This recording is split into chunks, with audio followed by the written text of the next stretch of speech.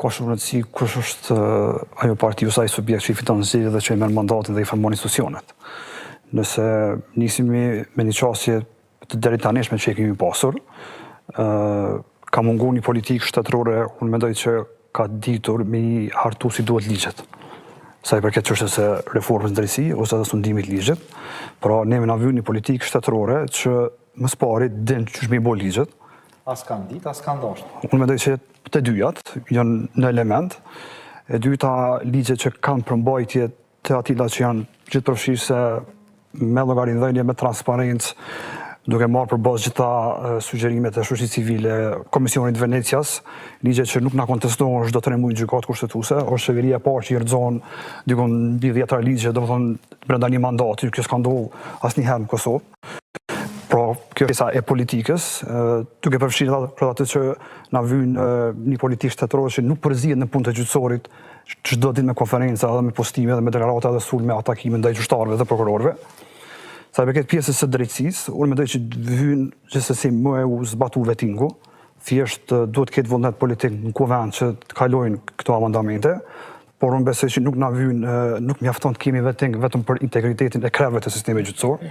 Unë besoj që ne do të kemi sukses në përmirësimin e efikasitetit dhe luftës kundër korrupsionit në momentin kur fillojmë me bërë vlerësimin e performancës për krevët e sistemit gjyqësor, por edhe për gjithë gjyqtarët dhe prokurorët e shtetit.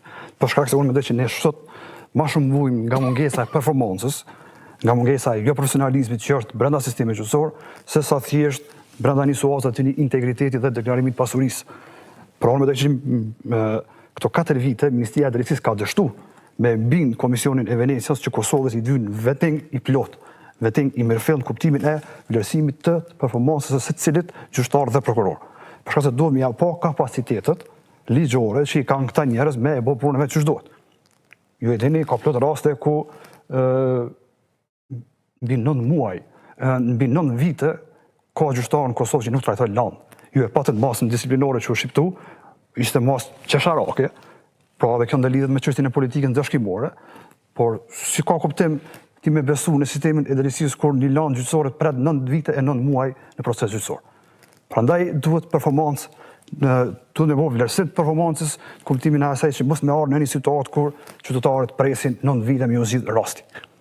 Kështu pra përfundon çështja e vettingut, sepse nëse se kemi në çet bazë, nuk na vjen thjesht me bë vetting për me e sofistiku ose me e garantu deklarimin e pasurisë së gjithë gjyqtarëve, ose me verifiku pasurinë e gjyqtarëve. Është i rëndësishëm si proces që e fuqizon integritetin e sistemit edhe të personave që punojnë në sistem drejtësisë, por nëse kemi gjyqtarë dhe prokurorë që se bojnë punën që ç'dohet, kjo na dëmton më shumë.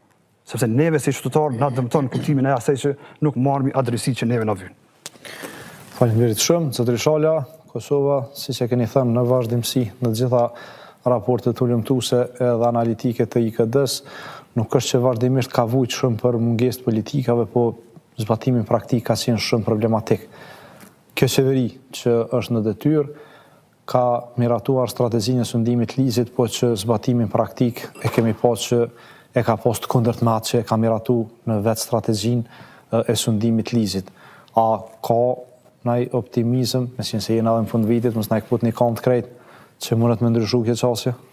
Fatkeqësisht e përmendë strategjinë për sundim të ligjit, e cila derivon nga një proces dhe reformë shumë e madhe që ka ndodhur në këtë fushë, e që më pastaj është bërë strategjia, mirë për implementimin e saj në praktik, nuk ka dhënë rezultatet e pritura për shkak të mënyrës se si kjo qeveri i është shosur strategjisë për sundimin e ligjit.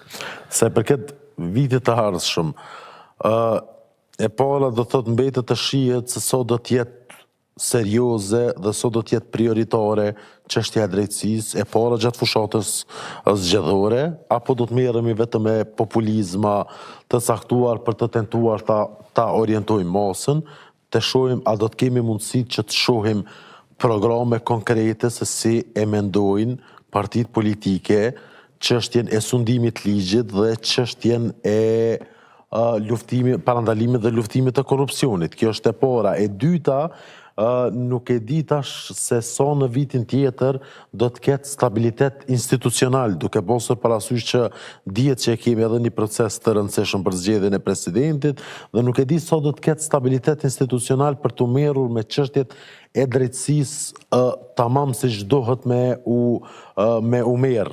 Do thotë këto janë çështje. Vettingu definitivisht se duhet me qenë në qendër të fokusit që të ndodhë një vetting në sistemin e drejtësisë.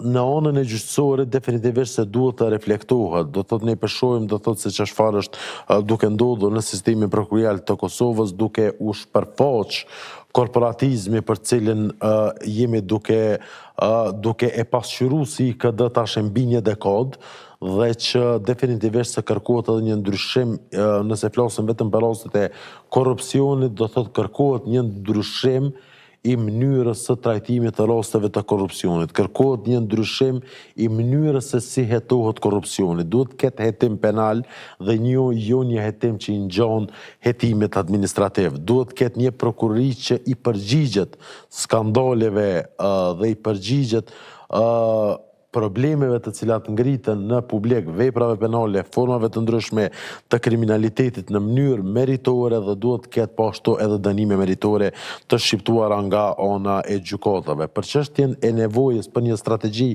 kombëtare për luftimin e korrupsionit, besoj që nuk do duhej që as të ishte çështje e diskutimit. Mirë po që fatkeqësisht mënyra se si është qasur qeveria kësaj çështje e ka bërë çështje të diskutimit, sepse nuk është se Kosova ka vuajtur nga mungesa e strategjive, ligjeve tjerë, mirë po që thjesht mënyra se si është sillur në raport me këtë strategji ka treguar vetë qasjen e kësaj qeverie dhe që për fat keq është bërë temë ndoshta diçka që fare as nuk duhej të ishte temë.